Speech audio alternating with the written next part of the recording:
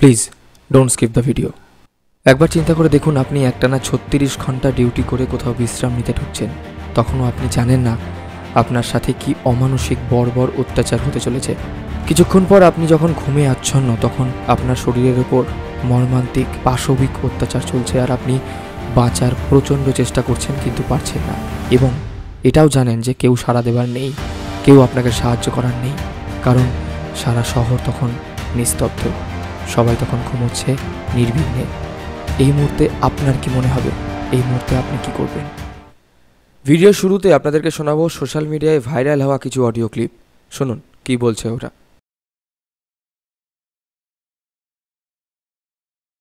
আরজিকর হ্যাঁ, আর্যগড় থেকে ও। বেরোবো। হ্যাঁ, তো বলো এবার। বলছি ওটা হয়েছে কি বলতো, ও 2টো অব্দি পেশেন্ট দেখেছে, ঠিক আছে? রাত্রে দুটো? রাত্রি 2টো, ঠিক আছে। আচ্ছা। 2টো অব্দি পেশেন্ট দেখেছে, দেখে রুমে এসে অনলাইনে অর্ডার করে 4জন বন্ধু মিলে খেয়েছে, ডিনার করেছে। করে ও খুব টায়ার্ড ছিল, যেহেতু 36 ঘন্টা ডিউটি ছিল, টায়ার্ড ছিল। ও কি করেছে, ওই সেমিনার রুমে গিয়ে শুয়ে পড়েছে একটা রেড কালারের ব্ল্যাঙ্কেট ঢাকা দিয়ে। মেনলি ডক্টরস রুমে শোয়ার কথা, ঠিক আছে। হয়েছিল কি, ওকে বডিটা পাওয়া গেছে সেমিনার রুমে, কিন্তু ঘুমাচ্ছিল ডক্টরস রুমে, যে রুমটা তোর এখন ভাঙা হয়েছে। দেখেছিস রুমটা ভেঙেছে ঠিক বাথরুমের পাশেই, ঠিক আছে। মানে বাথরুমটাকে অজুহাত দিয়ে ওই রুমের দেয়ালটা ভেঙে দিয়েছে। অ্যাকচুয়াল কাণ্ডটা ঘটেছে তোর ইয়েতে, ওই রুমটার ভেতরে, ডক্টরস রুমে।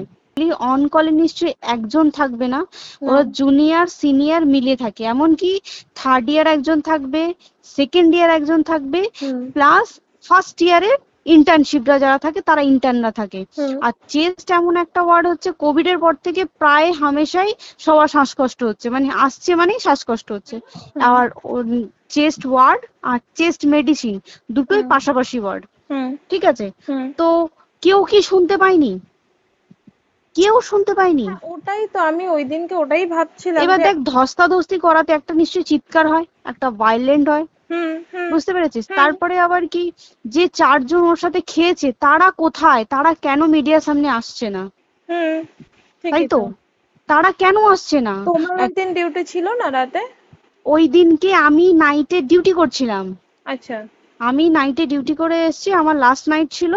তো আমার তো 3 দিন নাইট থাকে, 3 দিন নাইট থাকার পর লাস্ট নাইট ছিল। লাস্ট নাইটের পর বুধবার আমার লাস্ট নাইট। বুধবার রাতে ঘটনাটা ঘটেছে। আমি বাড়িতে এসেছি, রীতিমতো বাড়িতে এসে শুয়ে পড়েছি। 3টের সময় আমার কাছে ফোন এসছে যে সবাইকে ডেকে পাঠিয়েছে, ইমিডিয়েট আয়।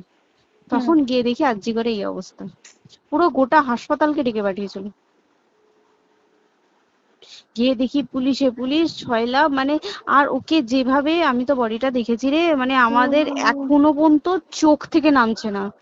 রীতিমতো মনে হচ্ছে মেয়েটা যেন আমাদের পাশে পাশে ঘুরছে, একদম এরকম, মানে মানে অদৃশ্যমান। মানে ওকে যেভাবে মারা হয়েছে, এটা একার পক্ষে অসম্ভব, দিস ইজ এ ইম্পসিবল। পুরোপুরি গ্যাং রেপ ছাড়া কোনো কিছু নয়।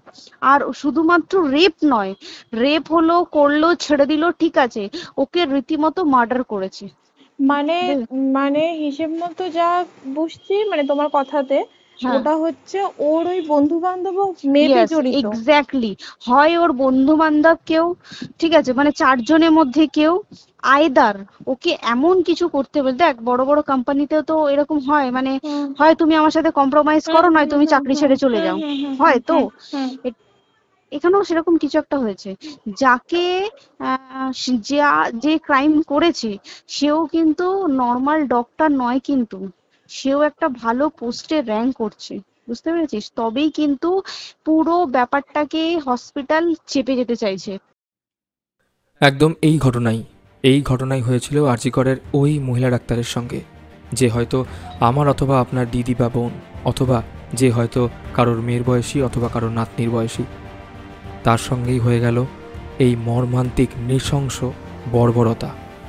আমি আপাতত এই ভিডিওতে তার নাম বা পরিচয় সব কিছুই গোপন রাখছি, কারণ কোনো রেপ কেসের সঙ্গে যুক্ত নারীর পরিচয় গোপন রাখা বাধ্যতামূলক, কারণ এই সমস্ত কেসে মেয়েদের নাম অথবা তাদের পার্সোনাল পরিচয় পাবলিকলি বলা বা সামনে তুলে ধরা বেআইনি।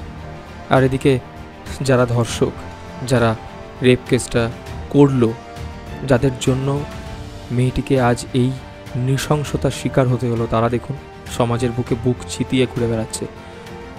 তারিখ 9 আগস্ট, রাত বলা ভুল হবে, ভোর রাত 3টে থেকে 4টের মধ্যে, যখন আমি বা আপনি এসির নিচে এসির হাওয়াতে আরামে ঘুমোচ্ছি নিশ্চিন্তে নির্বিঘ্নে, তখন কি পরিমাণ অত্যাচার চলছে একবার ভেবে দেখুন এই মহিলা ডাক্তারের সঙ্গে, যিনি আমার অথবা আপনারই পরিবারের সদস্যদের সুস্থ করার জন্য একটানা 36 ঘন্টা ডিউটি করেছেন হাসপাতালে।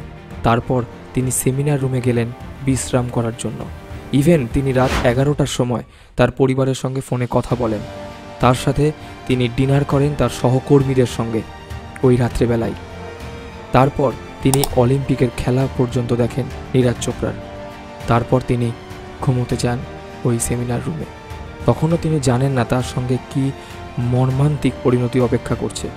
কিছুক্ষণ পরেই তিনি যখন বিশ্রামরত অবস্থায় ঘুমে আচ্ছন্ন, তখন সেই ঘরে আগমন ঘটে কিছু বর্বর প্রজাতির মানুষ বলা ভুল হবে, এদেরকে মানুষ বলা যায় না। ওই রাত্রেবেলায়, ওই ভোর রাতে ওই বর্বর প্রজাতির কিছু জানোয়ার শুরু করে প্রচণ্ড পরিমাণ অত্যাচার এই মহিলা ডাক্তারের সঙ্গে।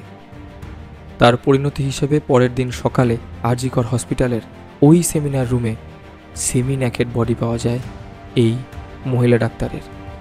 আফটার পোস্টমর্টেম জানা যায় যে কী পরিমাণ অত্যাচার হয়েছিল ওই মহিলা ডাক্তারের সঙ্গে। চলুন দেখে নিই পোস্টমর্টম রিপোর্ট কি বলছে। একটা বেসিক জায়গায় নজর রাখতে চাইবো। ময়নাতদন্তের প্রাথমিক রিপোর্টে যেগুলো উঠে আসছে, কি আসছে? কোথাও দাঁতের কামড় বসানো, কামড়ে মাংস তুলে নেওয়া, আর কোথাও হচ্ছে সরাসরি প্রেসার দিয়ে শ্বাসরোধ করে খুন করা। কি কি হলে দু চোখ থেকে রক্তক্ষরণ হতে পারে? মুখ দিয়ে রক্তক্ষরণ হয়, যৌনাঙ্গ দিয়ে রক্তক্ষরণ হয়, যৌনাঙ্গে আটকে দেওয়া হয় মাথার চুলের ক্লিপ, এমনকি হাতের আঙুলের নখ উপড়ে নেওয়া হয়। মাথা থেকে পা পর্যন্ত আমরা সূত্র মোতাবেক জানতে পারি প্রায় 100র ওপর নাকি শুধুমাত্র ডিপ কামড় যাকে বলে সেই দাঁতের কামড়ের চিহ্ন রয়েছে। যেন জীর্ণতনা প্রকরণে তাকে খুবলে খাওয়া বলি আমরা, সেই খুবলে খাওয়া। এমনকি পেলভিকও নাকি ভেঙে গেছে বলে খবর সূত্র মোতাবেক জানতে পারি আমরা। গোড়ালিতে আঘাতের চিহ্ন, পেটে আঘাত, ঠোঁটেও কামড় বসানোর আঘাত, ডান হাতের অনামিকাতে আঘাত, যেটা আমরা বলছিলাম যে আঙুলের থেকে নখ খুবলে নেওয়া, উপড়ে নেওয়া। এবং সর্বশেষ যে তথ্য, 2 ধরনের সিমেনের নমুনা পাওয়া গেছে বলে সূত্র মোতাবেক এখন জানতে পারছি আমরা। এই ঘটনার পরবর্তীকালে কি অ্যাকশন নেওয়া হয়? হসপিটাল অথরিটি থেকে অফিসিয়ালি মেয়েটির বাড়িতে জানানো হয় যে মেয়েটি সুইসাইড করেছে, যা ছিল সম্পূর্ণ ভুল এবং মিথ্যে একটি তথ্য। তারপর সঞ্জয় রায় নামক একটি ব্যক্তিকে অ্যারেস্ট করে পুলিশ। এই সঞ্জয় রায় কে? সঞ্জয় রায় হলেন একজন সিভিক ভলেন্টিয়ার। বলা হয় সঞ্জয় রায় এই ঘটনার সঙ্গে প্রধান অভিযুক্ত, কারণ তার ব্লুটুথ হেডফোন পাওয়া যায় ওই ঘটনাস্থলে যেখানে অ্যাক্সিডেন্ট ঘটেছিল। পরবর্তীকালে প্রমাণিত হয় যে এই পুরো ঘটনাটি কোনো একজন ব্যক্তি বিশেষের কাণ্ড বা কর্ম নয়, এর মধ্যে অভিযুক্ত রয়েছে আরও অনেকে। সঞ্জয় রায় ওই ঘরে 20 থেকে 40 মিনিটের মধ্যে ঢুকে এবং সেখান থেকে বেরিয়ে আসেন সিসিটিভি ফুটেজ অনুযায়ী। যা ঘটনা ঘটেছে ওই মহিলা ডাক্তারের সঙ্গে, সেই পুরো ঘটনাটি 20 থেকে 40 মিনিটের মধ্যে করে দিয়ে তারপরে ওখান থেকে বেরিয়ে আসা ইটস ইম্পসিবল। তার মানে প্রথমে যেই তথ্য বলা হলো সেটাও ভুল, যে সুইসাইড করেছে মেয়েটি সেটা সম্পূর্ণ ভুল তথ্য, এবং তার পরবর্তীকালে সঞ্জয় রায় এই ঘটনার সঙ্গে মূল অভিযুক্ত সেটাকেও বলা হয় ভুল, কারণ এই ঘটনার সঙ্গে উনি একা নয়, আরও অনেক লোক জড়িত রয়েছে। এবার আসবো কে এই সঞ্জয় রায়, কি তার পরিচয়, তার সম্পর্কে। মানে ও সেই সঞ্জয় রায় যে ধরা পড়েছে, অ্যাকচুয়াল কিন্তু ও নেই, ঠিক আছে? ওর এতটা ক্ষমতাই হয় না, ও অত রাত্রে কি করতে যাবে? শুধু গেছে, দেখছে ড্রিঙ্ক অবস্থায়, ওকে ক্যামেরায় দেখা গেছে ড্রিঙ্ক অবস্থায় গেছে আর এসছে। প্রথমে ওকে বললো সুসাইড করেছে, আমাদের যখন ফার্স্ট খবর আসে তখন সুসাইড করেছে।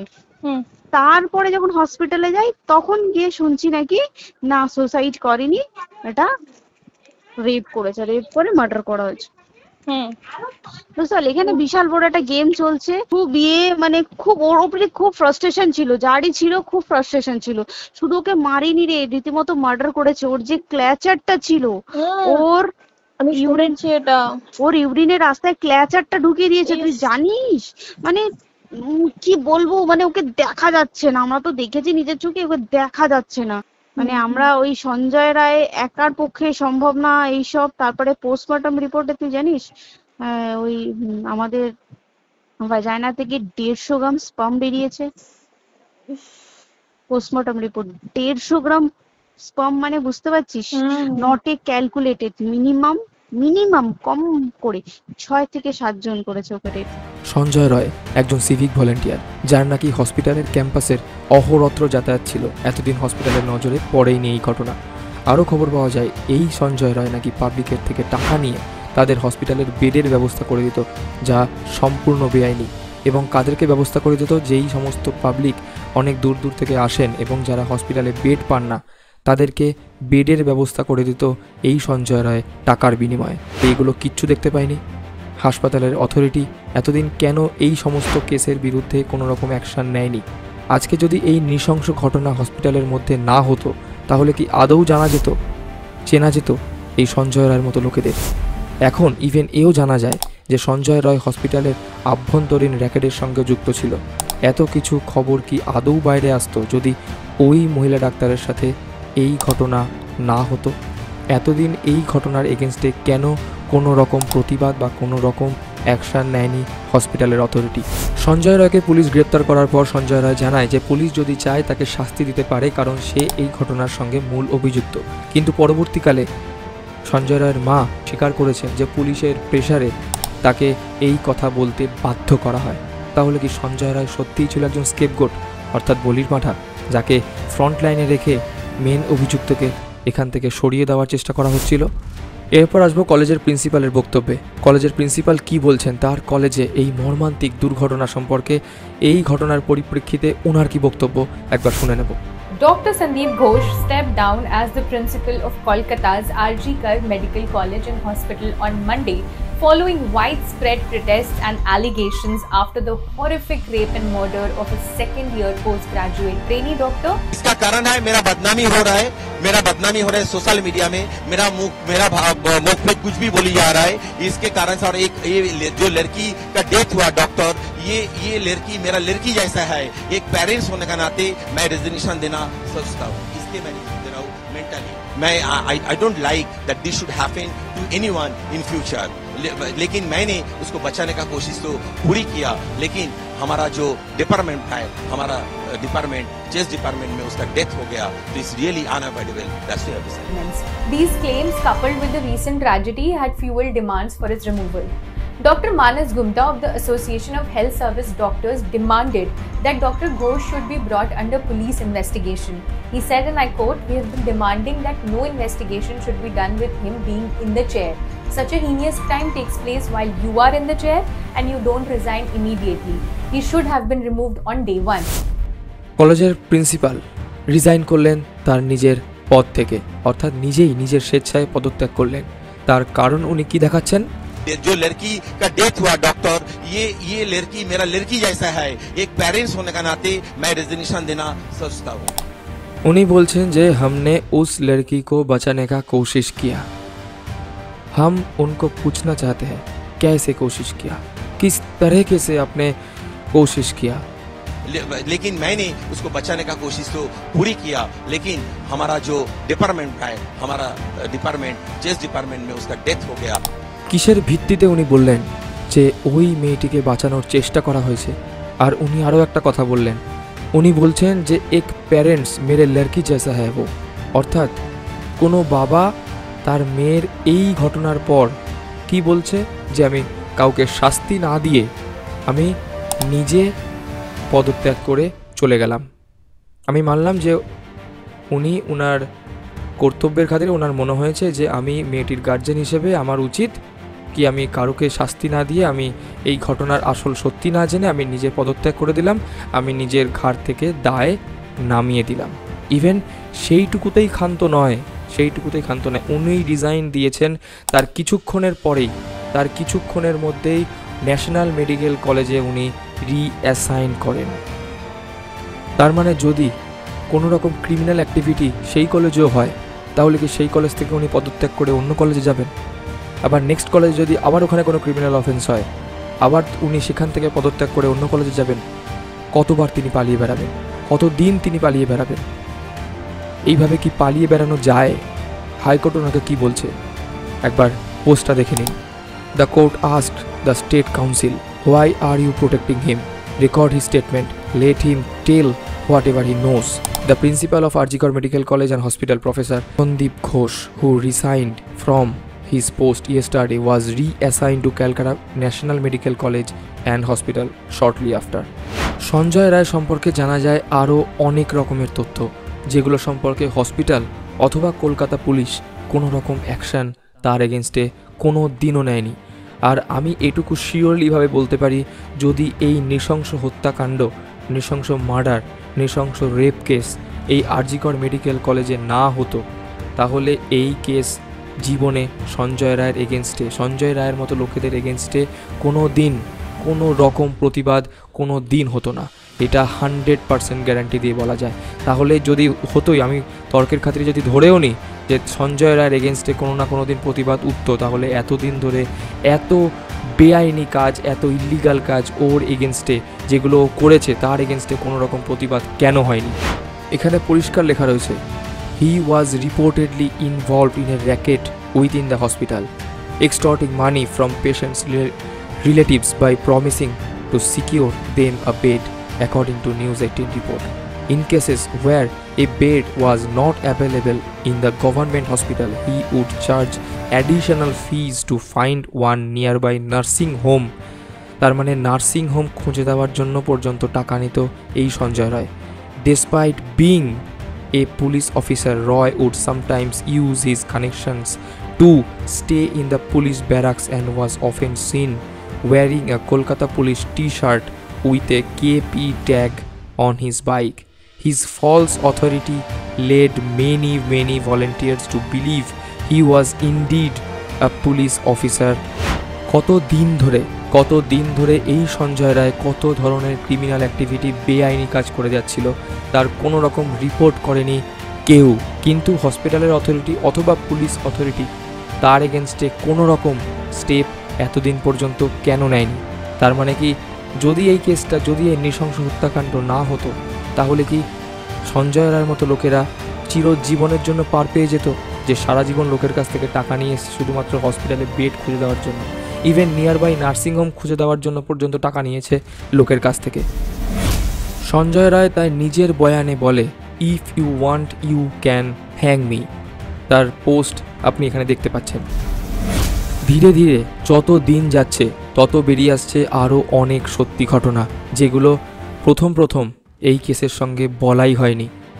আসুন এক এক করে দেখে নিই কী তথ্য উঠে আসছে প্রত্যেকটা রিপোর্টের মাধ্যমে। দেখুন, এই রিপোর্টে বলা হচ্ছে, another police officer mentioned that circumstantial evidence suggests the possibility that the doctor may have been murdered before being raped, PTI reported. The police are currently interviewing staff who were on duty from Thursday night into Friday morning and are reviewing CCTV footage to gather more information. এখানে বলা হচ্ছে, after committing the crime, the accused went to back the place where he was staying and slept till late on Friday morning, August 9. After waking up, he washed the clothes he was wearing during the crime time to destroy evidence. His shoes with blood stains on them were found during a search. অর্থাৎ প্রমাণ নষ্ট করার চেষ্টা করা হয়েছে সঞ্জয় রায় কর্তৃক, অর্থাৎ যে যাকে অ্যাকিউজ করা হয়েছে। সঞ্জয় রায় সম্পর্কে উঠে আসছে প্রতিনিয়ত একটা করে নতুন তথ্য। যেমন দেখুন এই রিপোর্টটা, Roy joined Kolkata police disaster management group as a civic volunteer in 2019 but used the right channel, অর্থাৎ ডান হাত, অর্থাৎ সোর্স অ্যাপ্লাই করে to shift to Kolkata Police Welfare Cell. He reportedly used connections to live on the premises of KP's 4th Battalion. This association helped him get posted at Arjikar Hospital, sometimes for extended periods, granting him easy access to all hospital departments. One of his mother-in-law alleged, অর্থাৎ মাতার mother-in-law allegation এনেছে that Roy had been violent against women since a long time. অথচ Roy's mother refuted all the allegations and claimed that her son was innocent.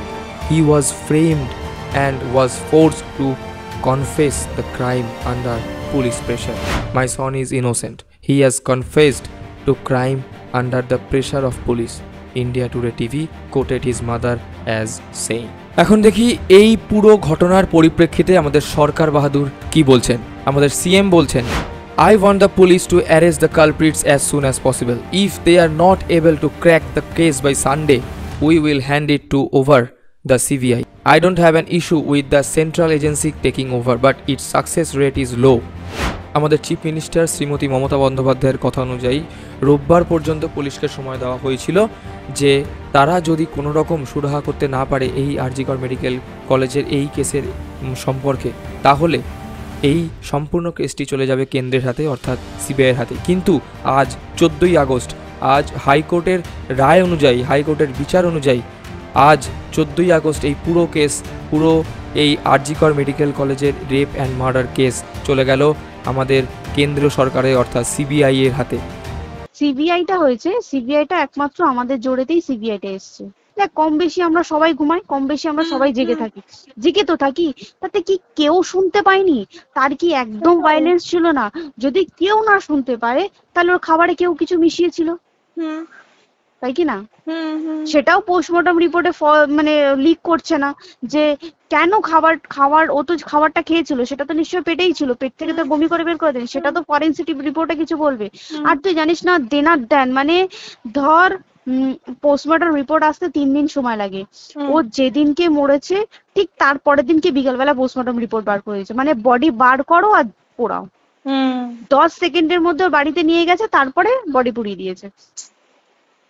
মানে কি বলবো, hospital, Mamata Banerjee, সবাই মানে তৃণমূল প্রত্যেক সবাই এটাকে পুরোটাই কেসটাকে চাপা দিতে চাইছে, পুরোটা। তবে তুই ভাব, যে মানুষটাকে এত ক্ষতবিক্ষত ভাবে মেরেছে, তাকে অভিষেক ব্যানার রেপ কি কলকাতায় প্রথম হলো?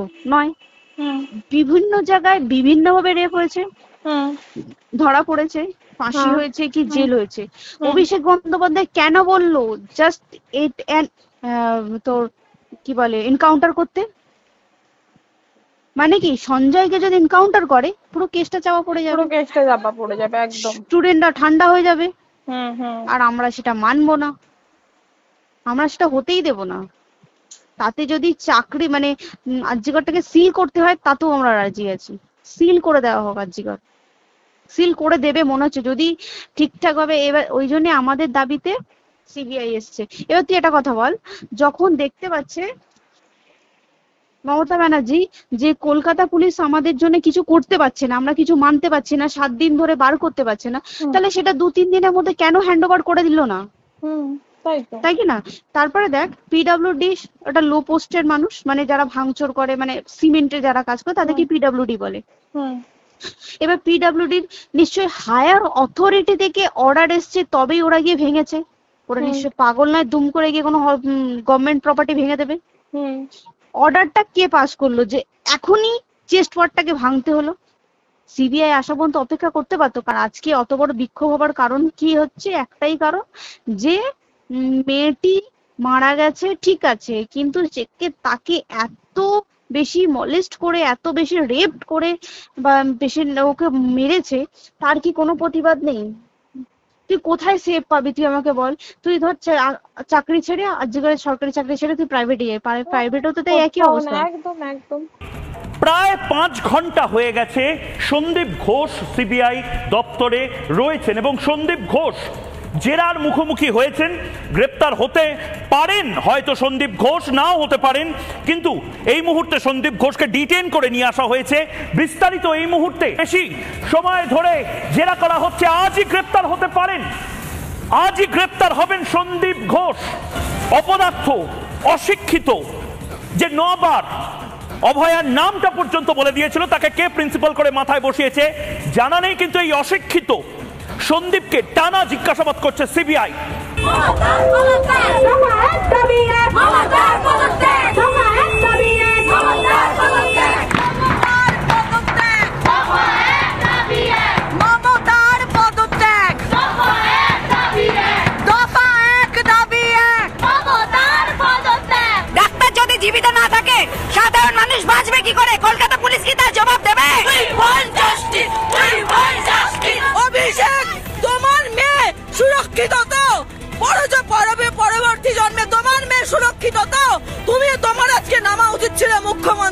বিনীত গোয়েলকে অপসারণ করতে হবে, পদত্যাগ করতে হবে।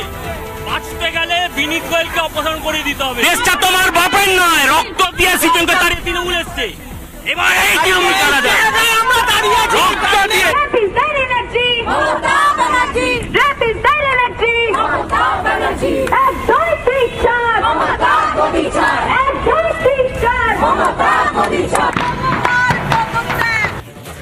আমাদের মুখ্যমন্ত্রী মমতা ব্যানার্জি, সে একটা লেডি হয়ে তাহলে আমাদের কি সেফটি দিয়েছে? আমাদের কি লক্ষ্মী ভান্ডার দিলে this is a problem solve? পুরো মাসের আমাদের কি সব খরচা চলে যায় লক্ষ্মী ভান্ডারে? জানি না, আই ডোন্ট নো। মানে আমরা প্রচুর ক্ষেপে আছি, প্রচুর। মানে এর বিচার না চাওয়া পর্যন্ত তুই ভেবে চল কি এটা সলভ হবে না। তাহলে কি সত্যি সত্যি ডক্টর সন্দীপের সঙ্গে সম্পূর্ণ কানেকশন ছিল ওই সঞ্জয় রয়ের? কি বলছে সিবিআই? সিবিআই তদন্তের দিকে তাকিয়ে আছে সমগ্র গোটা একটা জাতি, অনলি জাস্টিসের জন্য। এই মুহূর্তে মমতা ব্যানার্জি ঠিক কি করেছেন যার জন্য মমতা বন্দ্যোপাধ্যায়ের অবিলম্বে পদত্যাগ প্রয়োজনীয়? এক তো সন্দীপ ঘোষ। এই সন্দীপ ঘোষকে মমতা বন্দ্যোপাধ্যায়ের পুলিশ একবারের জন্য ডাকেনি, চা খাবার জন্য লালবাজারে তাকে আমন্ত্রণ জানায়নি। শেষমেশ কোন দিকে ইঙ্গিত করছে এই সমগ্র আন্দোলন? কিছুদিন আগে বাংলাদেশের সঙ্গে বাংলাদেশের যে পরিস্থিতি তৈরি হয়েছিল শেখ হাসিনার এগেনস্টে, সেই একই স্লোগানে, ওই স্লোগানের সঙ্গে মিল রেখে এখানেও ছাত্রছাত্রী যুব সমাজের মুখে শোনা যাচ্ছে একই স্লোগান। বাংলাদেশে দাবি এক, দফা এক, শেখ হাসিনার পদত্যাগ, এই স্লোগান তোলা হচ্ছে। এবং অন্যদিকে মমতা বন্দ্যোপাধ্যায়, তার বিরুদ্ধেও ছাত্ররা, যুবরা, পশ্চিমবঙ্গের মানুষ, সাধারণ মানুষ, তারা স্লোগানিং করছেন। একবার দেখব।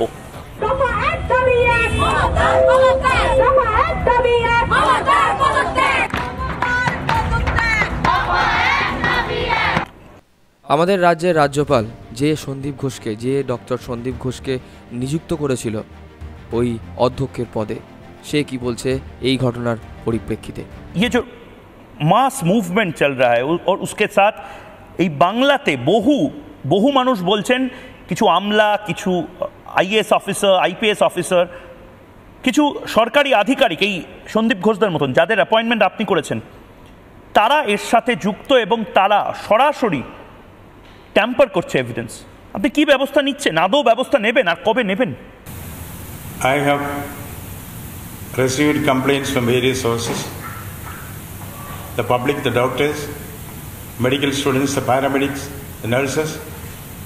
I have also visited the place and interacted with the people. I have made my own inferences in these cases. I do not want to bring it to the public domain now. I have alerted the state government to take action against the culprits. I am waiting. RG Kar হাসপাতালের প্রাক্তন deputy superintendent, তার কি অভিযোগ সন্দীপ ঘোষের বিরুদ্ধে? Deputy superintendent এই মুহূর্তে, প্রাক্তন ডেপুটি সুপারিনটেন্ডেন্ট আরজিকর হাসপাতালে, তিনি যে অভিযোগগুলো সন্দীপ ঘোষকে নিয়ে বলছেন। এবার সন্দীপ ঘোষ হচ্ছে তার মানে একটা মাস্টার মাইন্ড, ও মেডিকেল নেক্সাসের একটা মাফিয়া। এবার ওর সঙ্গে আরো 5-6 জন আছে যারা পুরো বাংলাকে না বরবাদ করে দেবে, নষ্ট করে দেবে। আর কত ছাত্রর না জীবন নষ্ট অলরেডি ও করে দিয়েছে। তাদেরকে অ্যারেস্ট করিয়ে দেওয়া, তাদেরকে জেন্ডার হ্যারাসমেন্টে দিয়ে দেওয়া, আর ও নিজে কারাপশনের জন্য আন্দোলন ছাত্রদেরকে দিয়ে নিজেই করাতো এবং ছাত্রদেরকে দিয়ে গেস্ট হাউসে বসে মদ খাওয়াতো। গেস্ট হাউসকে ইমিডিয়েট সিল করে দেওয়া উচিত। ওখানে সব অসামাজিক, বেআইনি আর নোংরা কাজ হয়, যেটা আমি মুখ খুলতে পারছি না। 100 বছর পুরানো মেডিকেল কলেজ, কিছুদিন আমিও ওখানে ছিলাম, কিন্তু ওই ভাষা না আমি আর বলতে পারছি না। আমি চাইছি যে খুব স্ট্রিক্ট তদন্ত হোক, 6-7 জনকে সরিয়ে দিয়ে শুধু আরজিকর না, পুরো বাংলাটা মুক্তি পেয়ে যাবে। সম্প্রতিকালে সোশ্যাল মিডিয়াতে এত অডিও ক্লিপ, এত ভিডিও ক্লিপ ভাইরাল হচ্ছে, যেগুলো যুব সমাজের দাবি এবং ছাত্র সমাজ এবং যুব সমাজ এবং আপামর জনতার দাবি। সেই ঘটনার পরিপ্রেক্ষিতে মমতা ব্যানার্জি, আমাদের চিফ মিনিস্টার মমতা ব্যানার্জি কি বলছেন? এই এত ধরনের আন্দোলন, এত ভিডিও ক্লিপ যেগুলো সোশ্যাল মিডিয়াতে ভাইরাল হচ্ছে, যেগুলো সমগ্র জাতি, সমগ্র জনতা দেখছে, সেই ভিডিওর পরিপ্রেক্ষিতে আমাদের সিএম কি বলছেন? মমতা বন্দ্যোপাধ্যায়ের বিরুদ্ধে স্লোগান উঠছে, দফা এক, দাবি এক, মমতা বন্দ্যোপাধ্যায়ের পদত্যাগ। কিন্তু মমতা বন্দ্যোপাধ্যায় এত ভিডিও দেখছেন, এত প্রতিবেদন দেখছেন, তারপর মমতা বন্দ্যোপাধ্যায়ের প্রথম প্রতিক্রিয়া কি ছিল জানেন? এটা আর্টিফিশিয়াল ইন্টেলিজেন্স বা এগুলো নাকি ফেক ভিডিও হতে পারে।